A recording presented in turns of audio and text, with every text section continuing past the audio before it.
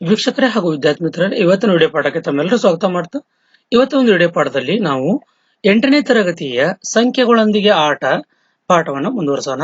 ಹಾಗಾದ್ರೆ ಈ ಒಂದು ವಿಡಿಯೋದಲ್ಲಿ ನಾವು ಅಲ್ಫಾ ಸಂಖ್ಯೆಗಳು ಅಥವಾ ಅಂಕಿಗಳ ಸ್ಥಾನದಲ್ಲಿ ಅಕ್ಷರಗಳು ಅನ್ನುವಂತ ವಿಷಯವನ್ನ ಇವತ್ತು ಅಭ್ಯಾಸ ಮಾಡೋಣ. ಹಾಗಾದ್ರೆ ಏನಿದ್ರ ಅರ್ಥ? ಈಗ ನೀವು ಸಾಮಾನ್ಯವಾಗಿ ಏನಪ್ಪಾ ಅಂತಂದ್ರೆ ಏನು ಇಲ್ಲಿ ಒಂದು ಲೆಕ್ಕಗಳಲ್ಲಿ ಇಲ್ಲಿ ನಾವು ಸಾಮಾನ್ಯ ಅಭ್ಯಾಸ ಮಾಡ್ತಾ ಇರೋದು ಸಂಕಲನ ಮತ್ತು ಗುಣಾಕಾರದ ಲೆಕ್ಕಗಳು.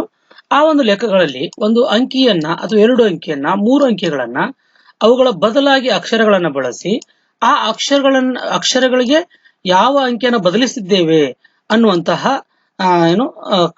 ಅಂಕಿಗಳನ್ನ ಕಂಡುಹಿಡಿಯುವಂತಹ ವಿಧಾನವೇ ಅಂಕಿಗಳ ಸ್ಥಾನದಲ್ಲಿ ಅಕ್ಷರಗಳು. ಹಾಗಾದ್ರೆ ಈಗ ಒಂದು ಎಕ್ಸಾಂಪಲ್ ನ ತೆಗೆದುಕೊಂಡು ನೋಡೋಣ. ಈಗ ನೋಡಿ, ಇಲ್ಲಿ ಒಂದು ಲೆಕ್ಕ ಇದೆ. 2 1 ಕ್ಯೂ 1 ಕ್ಯೂ 3 ಈಕ್ವಲ್ ಟು 401 ಆಗತ್ತೆ ಕೂಡಿಸಿದ್ರೆ. ಹಾಗಾದ್ರೆ ಇಲ್ಲಿ ಕ್ಯೂ ನ ಬೆಲೆಯನ್ನ ಎಷ್ಟು ತೆಗೆದುಕೊಂಡ್ರೆ, ಅಂದ್ರೆ ಯಾವ ಕ್ಯೂ ಅಕ್ಷರನ ನಾವು ರಿಪ್ಲೇಸ್ ಮಾಡಿದ್ದೇವಲ್ಲ, ಯಾವ ಅಂಕಿಗೆ ರಿಪ್ಲೇಸ್ ಮಾಡಿದ್ದೇವೆ ಅಂದ್ರೆ ಕ್ಯೂ ನ ಬೆಲೆ ಎಷ್ಟು ಅದು ಅಂತ ನಾವು ಕಂಡುಹಿಡಿಯಬೇಕು.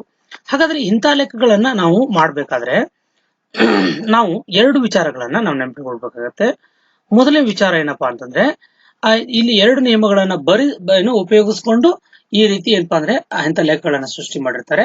ಹಾಗಾದ್ರೆ ಇವುಗಳನ್ನ ಏನಪ್ಪಾ ಅಂದ್ರೆ ನಾವು ಬೆಲೆಗಳನ್ನ ಕಂಡುಹಿಡಿಯಬೇಕು ಅಂತಂದ್ರೆ ಈ ಎರಡು ನಿಯಮಗಳನ್ನ ನಾವು ತಿಳ್ಕೊಂಡಿರಲೇಬೇಕು.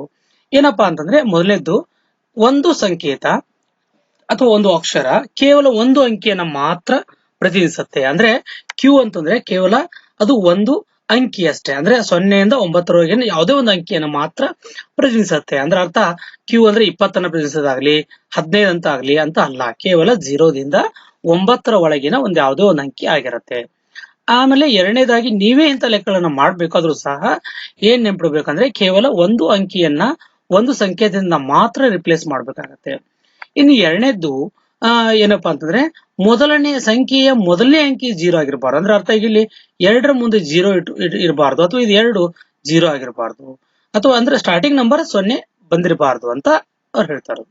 ಈ ಎರಡು ವಿಚಾರಗಳನ್ನ ಇಟ್ಕೊಂಡು ನಾವು ಮುಂದುವರಿಯೋಣ. ಹಾಗಾದ್ರೆ ಈ ಒಂದು ಲೆಕ್ಕದೊಳಗ ಕ್ಯೂನ ಸಂಕೇತ ಎಷ್ಟಿದೆ ಅನ್ನೋದನ್ನ ಕಂಡುಹಿಡಿಯುವಂತ ಪ್ರಯತ್ನ ಮಾಡೋಣ. ಓಕೆನಾ? ಸರಿ, ಹಾಗಾದ್ರೆ ನಿಮ್ಗೆಲ್ಲ ಗೊತ್ತಿದೆ ಕೂಡಿಸು ಲೆಕ್ಕ ಏನಪ್ಪಾ, ಇದರಲ್ಲಿ ಇರುವಂತ ಸಂಕೇತಗಳು ಕೇವಲ ಒಂದೇ ಒಂದು ಕಂಡುಹಿಡಿಯಬೇಕಾಗಿರೋದು ನಾವು. ಓಕೆ, ಹಾಗಾದ್ರೆ ನಾವು ಕೂಡಿಸು ಲೆಕ್ಕ ಏನ್ ಮಾಡ್ತೀವಿ, ಈ ಕಡೆಯಿಂದ ಪ್ರಾರಂಭ ಮಾಡ್ತೀವಿ.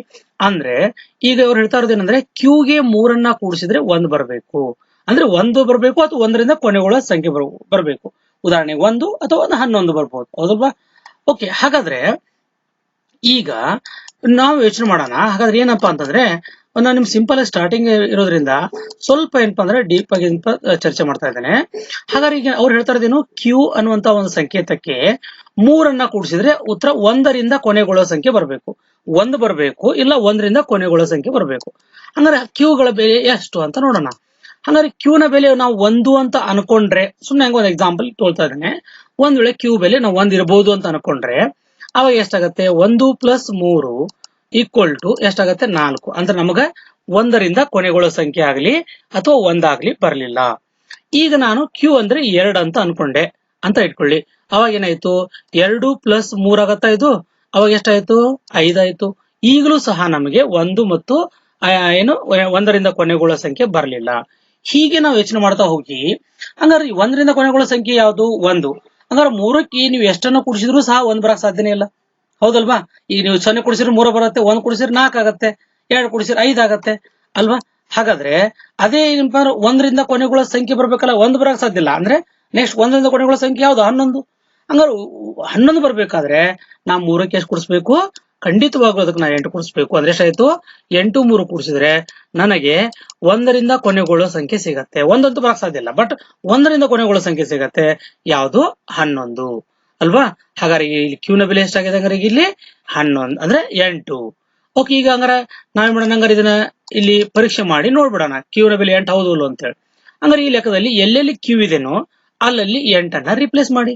ಅವಾಗ ಎಷ್ಟಾಯ್ತು ನೋಡ್ರಿ, 2 1 2 1 ಕ್ಯೂ ಅಂತಂದ್ರೆ 8 ಅಂತ ಕಂಡುಕೊಂಡೆ ನಾವೀಗ, ಸರಿನಾ?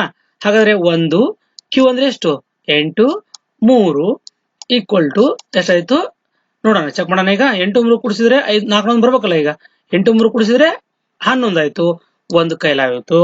ಇನ್ನ 8 1 ಕೂಡಿಸಿದ್ರೆ 9 9 1 10 ಆಯ್ತು, 1 ಕ್ಯಾರಿ ಹೋಯ್ತು. 2 1 3 3 1 4. ಚೆಕ್ ಮಾಡಿ, 4 ಬಂತ, ಬಂತ, ಇಲ್ಲಿ ಕೊನೆಗೆ ಒಂದಿದೆ, ಇಲ್ಲಿ ಒಂದು ಬಂದಿದೆ ಅಲ್ವಾ. ಹಾಗಾದ್ರೆ ಇಲ್ಲಿ ಈ ಲೆಕ್ಕ ಈಗೇನಾಯ್ತು, ಸರಿ ಆಯ್ತು. ಹಾಗಾದ್ರೆ ಇಲ್ಲಿ ನಾವು ಕ್ಯೂ ನ ಡಿಕೋಡ್ ಮಾಡಿದ್ದೇವೆ. ಓಕೆನಾ, ಹಂಗಾರೆ ಕ್ಯೂ ನ ಬೆಲೆಯನ್ನ ಕಂಡುಹಿಡಿದಿದ್ದೇವೆ. ಹಂಗಾರೆ ಇಲ್ಲಿ ಕ್ಯೂ ಅನ್ನ ಯಾವ ಅಂಕಿಗೆ ರಿಪ್ಲೇಸ್ ಮಾಡಿದ್ರು? ಕ್ಯೂ ಅನ್ನ 8 ಅನ್ನುವಂತಹ ಅಂಕಿಗೆ ರಿಪ್ಲೇಸ್ ಮಾಡಿದ್ರು. ಹಂಗಾರೆ ಇಲ್ಲಿ ಕ್ಯೂ ರಿಪ್ಲೇಸ್ ಮಾಡಿದ ಅಂಕಿ 8. ಓಕೆನಾ, ಇಂಥದೇ ಇನ್ನೊಂದು 2 ಲೆಕ್ಕಗಳನ್ನ ನಾವು ಪ್ರಯತ್ನ ಮಾಡೋಣ. ಓಕೆ, ಈಗ ಇನ್ನೊಂದು ಎಕ್ಸಾಂಪಲ್ ತೆಗೆದುಕೊಳ್ಳೋಣ. ಈಗ ನೋಡಿ, ಇಲ್ಲಿ ಒಂದು ಲೆಕ್ಕ ಇದೆ. 4A ಆಮೇಲೆ 98 ಇವೆರಡನ್ನೂ ಸೇರಿದ್ರೆ CB ಮತ್ತೆ 3 ಬರುತ್ತೆ ಅಂತ ಹೇಳಿದ್ದಾರೆ. ಹಾಗಾದ್ರೆ ನಾವು ಈ ಒಂದು ಲೆಕ್ಕದಲ್ಲಿ ಕಂಡು ಹಿಡಿಯಬೇಕಾದಂತಹ ಅಕ್ಷರಗಳ ಯಾವ್ದು ಕಂಡುಹಿಡಿಬೇಕು ನಾವೀಗ? ಎ ಯಾವ ಅಂಕಿಯನ್ನು ರಿಪ್ಲೇಸ್ ಮಾಡಿದ್ದಾರೆ, ಬಿ ಯಾವ ಅಂಕಿಯನ್ನು ರಿಪ್ಲೇಸ್ ಮಾಡಿದ್ದಾರೆ, ಸಿ ಯಾವ ಅಂಕಿಯನ್ನು ರಿಪ್ಲೇಸ್ ಮಾಡಿದ್ದಾರೆ ಅಂತ ಕಂಡುಹಿಡಿಬೇಕಲ್ವಾ. ಓಕೆ, ಈ 3 ಸಂಕೇತಗಳ ಬೆಲೆಗಳನ್ನ ನಾವು ಕಂಡುಹಿಡಿಬೇಕು. ಓಕೆ, ಈಗ ಇದು ಕೂಡಿಸಲಿಕ್ಕಾಗಿರೋದ್ರಿಂದ ಈ ಕಡೆಯಿಂದನೇ ಪ್ರಾರಂಭ ಮಾಡೋಣ. ಹಾಗಾದ್ರೆ ಎಗೆ 8 ಸೇರಿದ್ರೆ 3 ಬರಬೇಕು, ಅಥವಾ 3ರಿಂದ ಕೊನೆಗೊಳ್ಳುವ ಸಂಖ್ಯೆ ಬರಬೇಕು. ಹಾಗಾದ್ರೆ ಅದು ಯಾವ್ದು ಅಂತ ನೋಡೋಣ. ಈಗ ಒಂದು ಸುಮ್ಮನೆ ನಾನು ನಿಮಗೆ ಟ್ರಯಲ್ ತೋರಿಸ್ತಾ ಇದ್ದೇನೆ. ಒಂದು ವೇಳೆ ಎ ಬೆಲೆ ನೋಡಿ 8ಕ್ಕೆ ಎಷ್ಟು ಕೂಡಿಸಿದ್ರೆ 3ರಿಂದ ಕೊನೆಗೊಳ್ಳುವ ಅಂಕಿ ಅಥವಾ ಸಂಖ್ಯೆ ಬರುತ್ತೆ ನೋಡೋಣ. ಹಾಗಾದ್ರೆ ಒಂದ್ ವೇಳೆ ನಾನು ಈಗ ಎ ಬೆಲೆ 1 ಅಂತ ಅನ್ಕೊಂಡ್ರೆ 9 ಆಗುತ್ತೆ. 3ರಿಂದ ಕೊನೆಗೊಳ್ಳುವ ಸಂಖ್ಯೆ ಬರಲಿಲ್ಲ, ಆಮೇಲೆ 3 ಬರಲಿಲ್ಲ. 8 7 ಅಂತ ಅನ್ಕೊಂಡ್ರೆ ಎ ಬೆಲೆ 10 ಆಗತ್ತೆ, ಅವಾಗ್ಲೂ ಬರ್ಲಿಲ್ಲ. 3 ಅನ್ಕೊಂಡ್ರೆ 11 ಆಗತ್ತೆ, 4 12, 5 ಅನ್ಕೊಂಡ್ರೆ 13. ನೋಡಿ, 5 ಹಾಕಿದಾಗ 3ರಿಂದ ಕೊನೆಗೊಳ್ಳುವ ಸಂಖ್ಯೆ ನಮ್ಗೆ ಬಂತು. ಅಂದ್ರೆ ಈಗ ನಾನು ಅನ್ಕೊಳ್ತೇನೆ ಎ ಯ ಬೆಲೆ ಅಂದ್ರೆ ಎಷ್ಟು? 5. ಓಕೆನಾ, ಈಗ ನಾನು ಎ ಬೆಲೆ 5 ಇಟ್ಕೊಂಡು ಮುಂದುವರಿತೀನಿ. ಈಗ ನನಗೆ ಎ ಬೆಲೆ ಸಿಕ್ತಲ್ವಾ. ಈಗ ನನಗೆ ಇಲ್ಲಿ ಏನಾಯ್ತು ನೋಡಿ, ಇಲ್ಲಿ 13 ಬಂತು. ಅಂದ್ರೆ ಇಲ್ಲಿ ಒಂದು ಕೈಲ ಹೋಯ್ತು, ಸರಿನಾ? ಅಂದ್ರೆ ಇಲ್ಲಿ 13 ಇತ್ತು, 3 ಇಲ್ಲಿ ಉಳಿತು, ಒಂದು ಕೈಲ ಕೊಡುತ್ತೇವೆ. ಅಂದ್ರೆ ಈಗೇನಾಯ್ತು, 4ಕ್ಕೆ 9 ಕೂಡಿಸಿ, ಓಕೆನಾ, ಕೂಡಿಸಿ ಮತ್ತೆ ಅದಕ್ಕೆ ಒಂದು ಕೈಲ ಕೂಡಿಸ್ತಿದ್ರೆ, ಓಕೆನಾ, ಕೈಲ ಕೂಡಿಸಿದ್ರೆ ಏನ್ ಬರ್ಬೇಕು? ನನಗೆ ಬಿ ಬರ್ಬೇಕು. ಓಕೆನಾ, ಬಿ ಬರ್ಬೇಕು, ಮತ್ತೆ ಸಿನು ಬರ್ಬೇಕು. ಅಂದ್ರೆ ಮುಂದೆ ಕೂಡಿಸುವಂತ ಲೆಕ್ಕ. ಅಂದ್ರೆ ಇಲ್ಲಿ ಅರ್ಥ ನಮಗೆ 2 ಅಂಕಿ ಸಂಖ್ಯೆ ಬರುತ್ತೆ ಅಂತ ಅರ್ಥ ಆಯ್ತು. ಸರಿ, ಕೂಡಿಸಿ ನೋಡಲು ಈಸಿ ಇದೆ. 9 4 13 1 14 ಆಯ್ತು. ಓಕೆನಾ, ಅಂದ್ರೆ ಇಲ್ಲಿ 2 ಅಂಕಿ ಅಂದ್ರೆ ಇಲ್ಲಿ ಇದು 4 ಅನ್ನೋದು ಬಿ, 1 ಅನ್ನೋದು ಸಿ ಆಗತ್ತೆ. ಆದ್ರಿಂದ ಬಿ ಅಂತಂದ್ರೆ 4, ಸಿ ಅನ್ನುವಂಥದ್ದು 1. ಓಕೆನಾ, ಸಿಂಪಲ್ ಆಗಿದೆ ನೋಡಿ, ಸಿಂಪಲ್ ಆಗಿದೆ ಇಲ್ಲಿ, ಸರಿನಾ? ಹಂಗಾರೆ ಈಗ ಇದನ್ನ ಬೇಕಾದ್ರೆ ಒಂದ್ಸಲ ಬೆಲೆಗಳನ್ನ ರಿಪ್ಲೇಸ್ ಮಾಡಿ ಚೆಕ್ ಮಾಡ್ಬಿಡೋಣ. ನೋಡಿ, ಎ ಜಾಗದಲ್ಲಿ 4 ಜಾಗದಲ್ಲಿ 4 ಇರ್ಲಿ, ಎ ಜಾಗದಲ್ಲಿ 5 ಹಾಕಿದ್ದೇನೆ, 98 ಹೆಂಗೆ ಇರ್ಲಿ. ಸಿ ಅಂತಂದ್ರೆ 1, ಬಿ ಅಂದ್ರೆ 4, 3 ಕೂಡಿಸಿ ನೋಡಿ. 5 8 ಕೂಡಿಸಿ 13, ಕೈಲ 1, 9 4 13 1 14 ಆಯ್ತಲ್ಲ. ಹಾಗಾದ್ರೆ ನೋಡಿ, ಲೆಕ್ಕ ಸರಿ ಇದೆ. ಆದ್ರಿಂದ ಎ ಬೆಲೆ 5, ಬಿ ಬೆಲೆ 4, ಸಿ ಬೆಲೆ 1. ಓಕೆ, ಈಗ ಇನ್ನೊಂದು ಕೊನೆಯದಾಗಿ ಇದರಲ್ಲಿ ಒಂದು ಗುಣಾಕಾರಕ್ಕೆ ಸಂಬಂಧಪಟ್ಟಂತ ಒಂದು ಲೆಕ್ಕ ಮಾಡ್ಬಿಡೋಣ. ಈಗ ಒಂದು ಎಕ್ಸಾಂಪಲ್ ತೆಗೆದುಕೊಂಡಿದ್ದೆ ನೋಡಿ. ಎ ಬಿ ಗುಣಿಸು 6 ಗುಣಿಸಿದ್ರೆ ಈ ಉತ್ತರ ಬಿ ಬಿ ಬಿನೇ ಬರ್ಬೇಕು. ಅಂದ್ರೆ ಅರ್ಥ ಬಿ ಇಲ್ಲಿ ಏನಿದೆ ಅದೇ, ಇಲ್ಲಿ ಏನ್ ಸಂಖ್ಯೆ ತಗೊಂಡಿರ್ತೀರಿ ಅದೇ 3 ಉತ್ತರ ಬರ್ಬೇಕು. ಹಂಗಾರೆ ಇದು ನಾವು ಈ ಲೆಕ್ಕದಲ್ಲಿ ಕಂಡುಹಿಡಿಬೇಕಾದಂತಹ ಸಂಕೇತಗಳು ಯಾವುದು ಅಂದ್ರೆ ಕೇವಲ 2 ಸಂಕೇತಗಳಿದಾವೆ, ಎ ಮತ್ತು ಬಿ. ಓಕೆನಾ, ಹಾಗಾದ್ರೆ ಇಲ್ಲಿ ನೋಡಿ ಹೆಂಗ್ ಮಾಡ್ಬೇಕಂದ್ರೆ ಫಸ್ಟ್ ಗುಣಾಕಾರ ಅಂದ್ರೆ ಇಲ್ಲಿಂದ ಸ್ಟಾರ್ಟ್ ಮಾಡ್ತೇವಿ. ಅವ್ರು ಹೇಳ್ತಾ ಇರೋದೇನಂದ್ರೆ 6ಕ್ಕೆ ಈ 6 ಇದೆಯಲ್ಲ, ಇದಕ್ಕೆ ಬಿ ಇಂದ ಗುಣಿಸಿದ್ರೆ ಅದೇ ಸಂಖ್ಯೆಯಿಂದ ಕೊನೆಗೊಳ್ಳುವ ಅಂಕಿ ಬರ್ಬೇಕು, ಸಂಖ್ಯೆ ಬರ್ಬೇಕು. ಹೌದಾ? ಹಂಗಾರೆ ಯಾವ್ದು ಅಂತ ಕಂಡಿಡಿ. ನೋಡಿ, ನೀವು ಇಲ್ಲಿ ಎಷ್ಟು ಇಟ್ಕೊಂಡು ಗುಣಿಸ್ತೀರಿ, ಇಲ್ಲಿ ಎಕ್ಸಾಂಪಲ್ 2 ಗುಣಿಸಿದ್ರೆ ಇಲ್ಲಿ 2ನೇ ಬರ್ಬೇಕು, 3 ಗುಣಿಸಿದ್ರೆ ಇಲ್ಲಿ 3 ಬರ್ಬೇಕು. ಆ ರೀತಿ ಅದೇ ಅಂಕಿ ಬರ್ಬೇಕು, ಅಥವಾ ಅದೇ ಅಂಕಿಯಿಂದ ಕೊನೆಗೊಳ್ಳೋ ಸಂಖ್ಯೆ ಬರ್ಬೇಕು. ಈಗ ನಾನು ಎಕ್ಸಾಂಪಲ್ ಟ್ರೈ ತೋರಿಸ್ತದೆ ನೋಡ್ರಿ. ಆ ಬಿ ಅಂದ್ರೆ 1 ಇಟ್ಕೊಳ್ತೀನಿ, 6 ಒಂದ್ಲಿ 6. ನೋಡಿ, ಇಲ್ಲಿ ನಾ ಬಿ 1 ಇಟ್ಕೊಂಡಿದ್ನಿ, ಅದೇ ಅಂಕಿ ಬರ್ಬೇಕಾಗಿತ್ತಲ್ಲ, 1 ಇಲ್ಲಿ ಬರಲಿಲ್ಲ. ಈಗ ನಾ ಏನ್ ಮಾಡ್ತೀನಿ, 2 ಇಟ್ಕೊಳ್ತೀನಿ, ಬಿ 6 2 12. ಓಕೆ, ಅದೇ ಅಂಕಿ ಬರಲಿಲ್ಲ, ಬಟ್ ಅದೇ ಅಂಕಿಯಿಂದ ಕೊನೆಗೊಳ್ಳೋ ಸಂಖ್ಯೆ ನಂಗೆ ಸಿಕ್ಕಿದೆ. ಆದ್ರಿಂದ ನಾನು ಹೇಗೆ ಮಾಡ್ತೀನಿ, ಬಿ ಅನ್ನ 2 ಅಂತ ಇಟ್ಕೊಂಡು ಮುಂದುವರಿತೇನೆ. ಓಕೆನಾ, ಹಾಗಾದ್ರೆ ಬಿ 2 ಆಯ್ತು ಅಂತ ಇಟ್ಕೊಳ್ಳಿ, ಸರಿನಾ? ಅವಾಗ ಏನಾಯ್ತು, 6 2 12 ಆಯ್ತು. ಇಲ್ಲಿ ಒಂದು ಕೈಲ ಹೋಗುತ್ತಲ್ವಾ? ಸರಿ, ಈಗ ನೆಕ್ಸ್ಟ್ ಬರೋಣ. 6ಕ್ಕೆ ಎ ಇಂದ ಗುಣಿಸಿದ್ರೆ, ಓಕೆ, 6ಕ್ಕೆ ಎ ಇಂದ ಗುಣಿಸ್ಬೇಕು, ಜೊತೆಗೆ ಇಲ್ಲಿ ಒಂದು ಕೈಲ ಇದೆ, ಇದ್ರ ಗುಣಿಸಿದ ಕೈಲ ಇದೆ, ಪ್ಲಸ್ 1 ಕೂಡಿಸ್ಬೇಕು. ಆವಾಗ ನಮಗೆ 2 ಅಂಕಿ ಸಂಖ್ಯೆ ಬರಬೇಕು.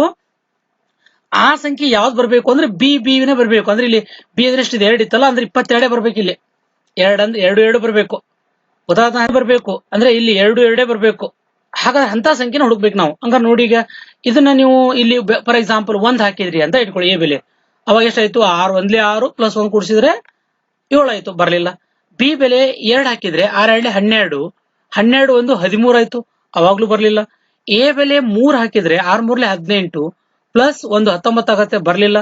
4 ಹಾಕಿದ್ರೆ 6 4 24 1 25 ಆಗತ್ತೆ. ಅಂದ್ರೆ ನಾವಿಲ್ಲಿ ಬಿ ನ ಏನು 2 ಅಂತ ತಗೊಂಡಿದ್ದೀವಿ ಅದನ್ನ ತಪ್ಪಾಗಿ ತಗೊಂಡಿದ್ದಕ್ಕೆ ಇದನ್ನ ಬರ್ತಾ ಇಲ್ಲ. ಆದ್ರಿಂದ ಈಗ ಇಲ್ಲಿ ಬಿ ಬೆಲೆ 2 ಅಲ್ವೇ ಅಲ್ಲ. ಓಕೆನಾ? ಸರಿ, ಹಂಗಾರೆ ನೆಕ್ಸ್ಟ್ ಈಗ ನಾವು ಇನ್ನೊಂದು ಇದನ್ನ ಟ್ರಯಲ್ ಮಾಡೋಣ. ಹಂಗಾರೆ ಈಗ ಇದಂತೂ 2 ಅಂತೂ ಅಲ್ಲ ಅಂತ ಅರ್ಥ ಆಯ್ತು. ಈಗ ಆ 4 ತಗೊಂಡ್ ನೋಡೋಣ. 6 4 24 ಆಗತ್ತೆ ನೋಡಿ. 6 3 18 ಅಂದ್ರೆ 3 ತಗೊಂಡ್ರೆ 18 ಬರುತ್ತೆ, 8 ಬರೋದಿಲ್ಲ. ಈಗ 4 ತಗೊಂಡಾಗ ನೋಡಿ ಇಲ್ಲಿ 4 ಬಂತಲ್ಲ ಸೇಮ್. ಹಾಗಾದ್ರೆ 4ರಿಂದ ಕೊನೆಗೊಳ್ಳೋ ಸಂಖ್ಯೆನೇ ಸಿಕ್ತು ನಮ್ಗೆ. ಹಂಗಾರೆ ಇಲ್ಲಿ ಬಿ ಬೆಲೆ ಎಷ್ಟಾಯ್ತು ಅಂದ್ರೆ 4 ತಗೊಳ್ಳೋಣ. ಓಕೆ, ಈಗ ಚೆಕ್ ಮಾಡಿ ನೋಡೋಣ ಹಂಗಾರೆ ಇದು ಸರಿ ಇದೆಯಲ್ಲ ಅಂತ. ಹಾಗಾದ್ರೆ 6 ಗುಣಿಸು, ಈಗ ನಾವು ಎ ಬೆಲೆ 7 ತಗೊಂಡು ನೋಡಿದ್ರೆ ಈಗ ಮತ್ತು ಇದು ಎಷ್ಟು ತಗೊಂಡ್ರೆ ಅಷ್ಟೇ ಬರ್ಬೇಕಲ್ವಾ ಈಗ? ಸರಿನಾ? ಯಾಕೆ ಇಲ್ಲಿ 2 ತಗೊಂಡ್ರೆ ಅಂದ್ರೆ 2 ಕೈಲ ಹೋಗುತ್ತೆ. 6 4 20 ಅಂದ್ರೆ 2 ಕೈಲ. ಅಂದ್ರೆ 6ಕ್ಕೆ ಎ ಇಂದ ಗುಣಿಸಿ 2 ಕೈಲ ಕೂಡಿಸಿದ್ರೆ ನಮ್ಗೆ ಏನ್ ಬರಬೇಕು? ಇದೇ ಸಂಖ್ಯೆ ಯಾವ ತಗೊಂಡಿರ್ತಲ್ಲ ಅದೇ ಬರ್ಬೇಕು ಡಬಲ್ ಸಲ. ಅಂದ್ರೆ 44 ಬರಬೇಕು. ಯಾಕೆ 44 ಹೇಳಿ ನೋಡೋಣ. ಇಲ್ಲಿ ಬಿ ಅಂದ್ರೆ ನಾ ಬಿ ಅಂದ್ರೆ ಎಷ್ಟು ತಗೊಂಡ ಈಗ 4 ತಗೊಂಡಾನೆ. ಬಿ ಅಂದ್ರೆ 44 ಬರಬೇಕು. ಹಂಗಾರೆ 7 ಹಾಕಿದಾಗ ನಮ್ಗೆ ಎ ಬೆಲೆ 7 ಹಾಕಿದಾಗ ನಮ್ಮ ಉತ್ತರ ಕರೆಕ್ಟ್ ಆಗತ್ತೆ. 6 7 42 ಪ್ಲಸ್ 2 44 ಆಯ್ತು. ಆದ್ರಿಂದ ಈಗ ನಮ್ಗೆ ಏನಾಯ್ತು ಇಲ್ಲಿ ಎ ಬೆಲೆ 7 ಆಯ್ತು, ಬಿ ಬೆಲೆ ಎಷ್ಟಾಯ್ತು ನಮ್ಗೆ 4 ಸಿಕ್ತು.